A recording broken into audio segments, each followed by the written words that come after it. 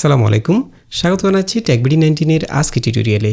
Video editing করার সময় ফুটেজকে আরও বেশি প্রফেশনাল দেখানোর জন্য আমাদেরকে প্রায় বিভিন্ন সিনেমেটিক অ্যানিমেশন ব্যবহার করতে হয়।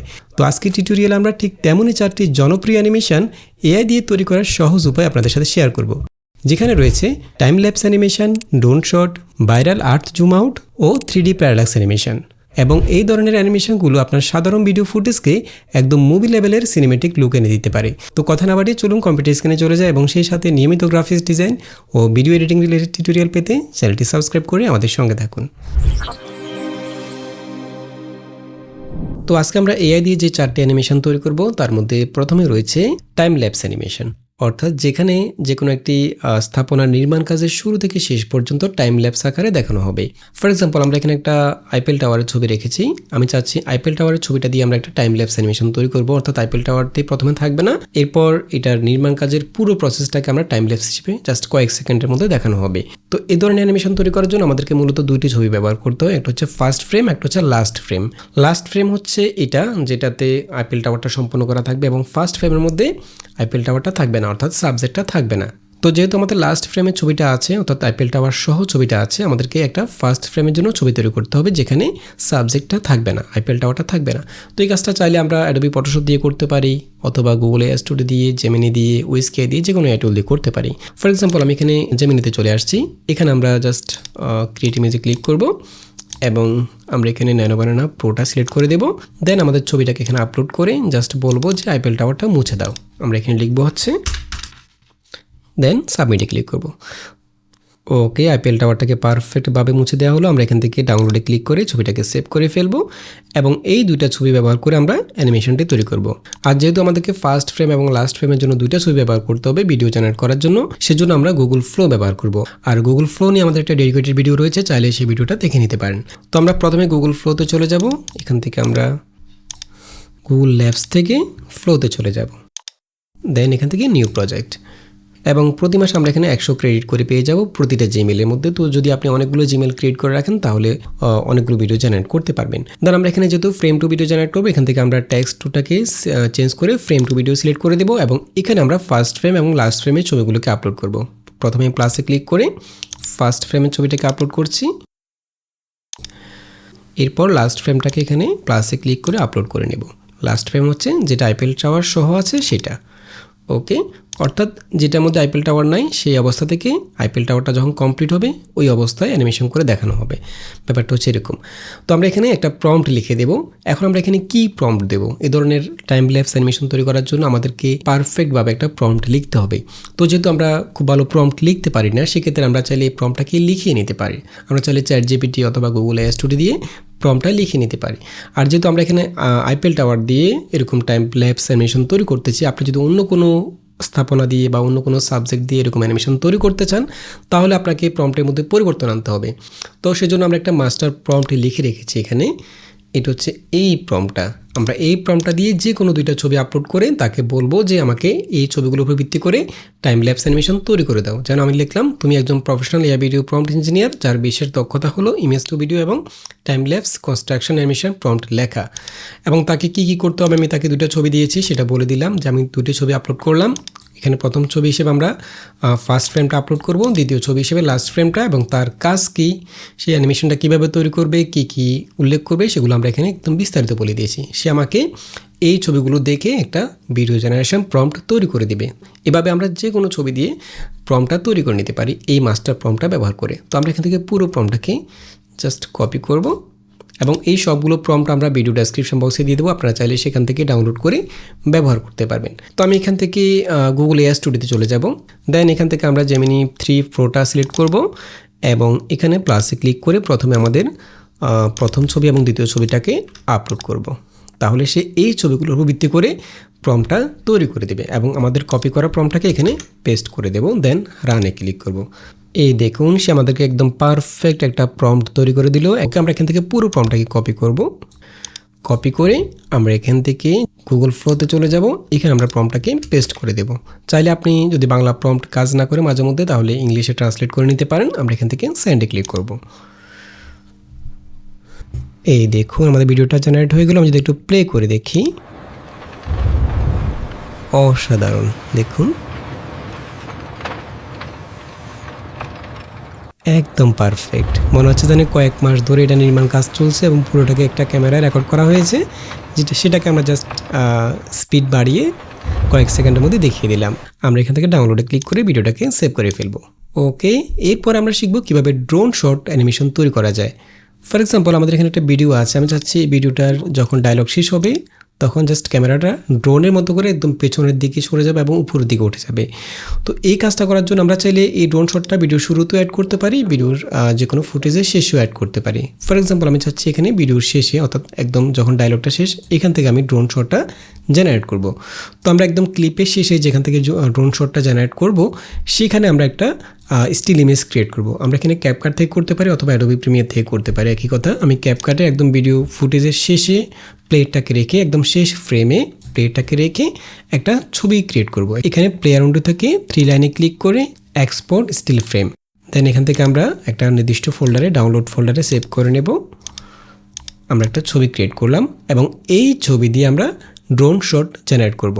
তো ড্রোন শট জেনারেট করার জন্য আমরা চাইলে গুগল ফ্লো দিয়ে করতে পারি অথবা আমরা মেটা এআই দিয়ে করতে পারি, মেটা এআই অথবা গ্রোক এআই দিয়ে করতে পারি। মেটা এআই, গ্রোক এআই, এই দুইটা এআই টুল নিয়ে আমাদের চ্যানেলে ডেডিকেটেড ভিডিও রয়েছে, চাইলে সেই ভিডিওগুলো দেখে নিতে পারেন।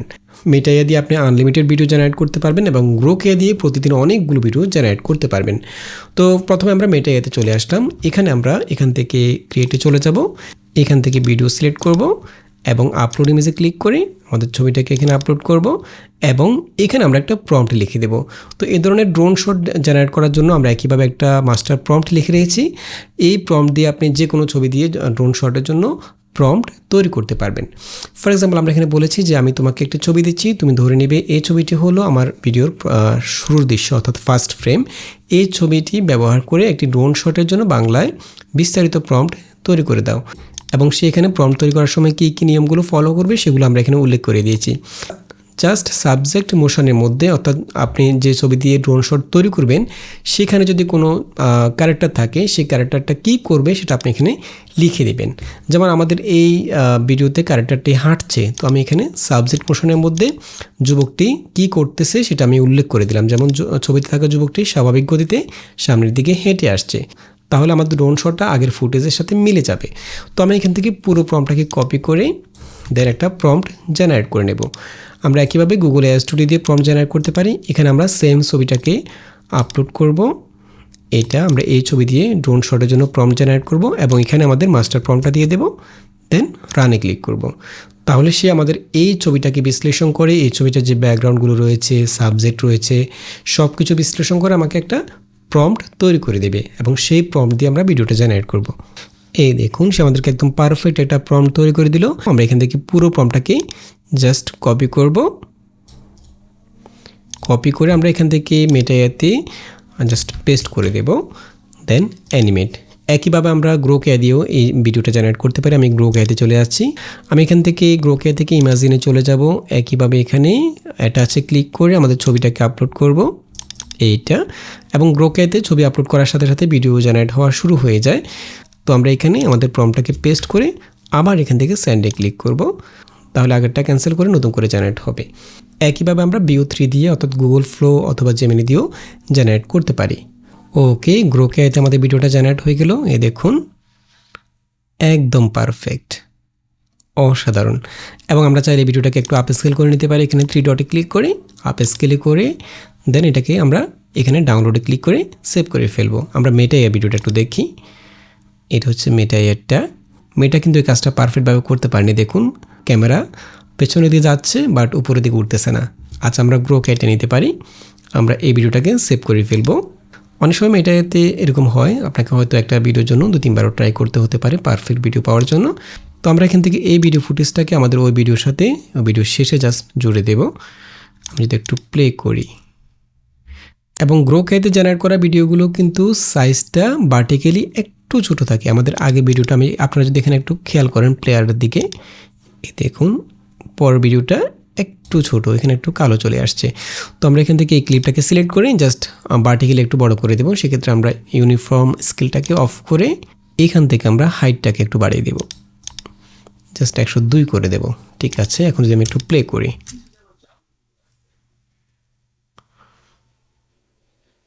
একদম পারফেক্ট।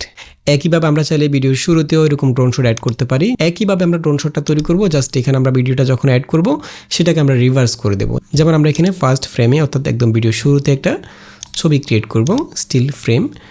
আমরা একটা ছবি ক্রিয়েট করলাম এবং আমরা সেম প্রম্পটটাকে কপি করব, মাস্টার প্রম্পটটাকে এখানে আমরা চেঞ্জ করে দেব। আমরা এখানে জাস্ট ক্যারেক্টারটা কী করছে সেটাকে চেঞ্জ করে দিলাম। এরপর পুরো প্রম্পটটাকে একইভাবে কপি করব। এরপর একইভাবে গুগল এআই স্টুডিওতে চলে যাব। এখানে আমরা সেম ছবিটাকে আপলোড করব যেটা আমরা এখন ক্রিয়েট করেছি এইটা, এবং এখানে আমরা প্রম্পটটাকে পেস্ট করে দেব, দেন রান।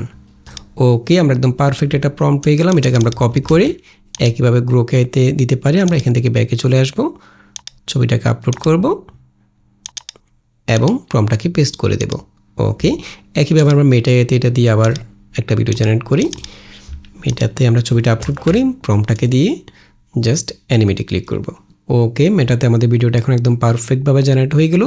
আমরা এটাকে ডাউনলোড করে নিচ্ছি এবং গ্রোক এআইটা যদি একটু দেখি, এটা একদম পারফেক্ট।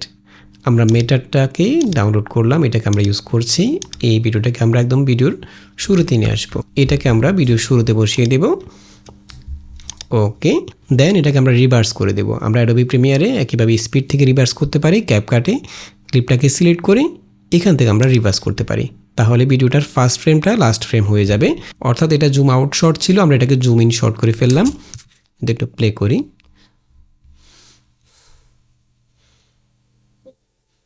একদম পারফেক্ট, দেখুন।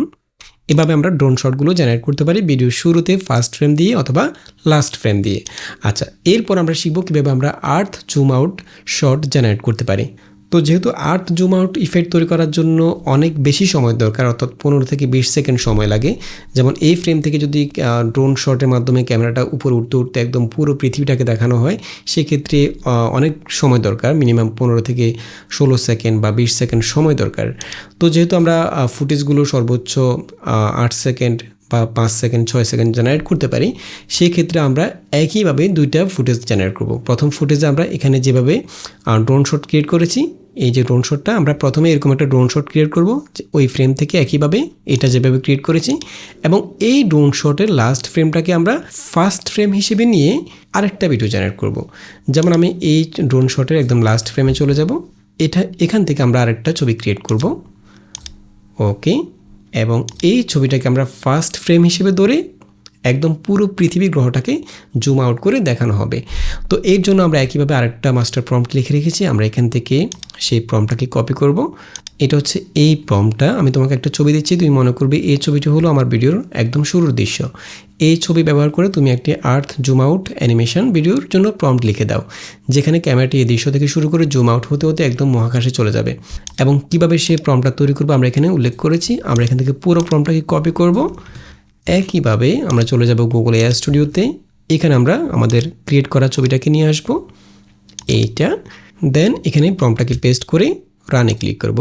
এই দেখুন, সে আমাদেরকে একদম ডিটেল একটা প্রম্পট লিখে দিয়েছে। আমি এখান থেকে পুরো প্রম্পটটাকে কপি করে একইভাবে আমরা গ্রোক এআই দিয়ে কাজটা করতে পারি। আমি গ্রোক এআই থেকে এখানে আমাদের ছবিটাকে আপলোড করব। আবার এখান থেকে ছবিটাকে আপলোড করে প্রম্পটটাকে এখানে পেস্ট করে দেব।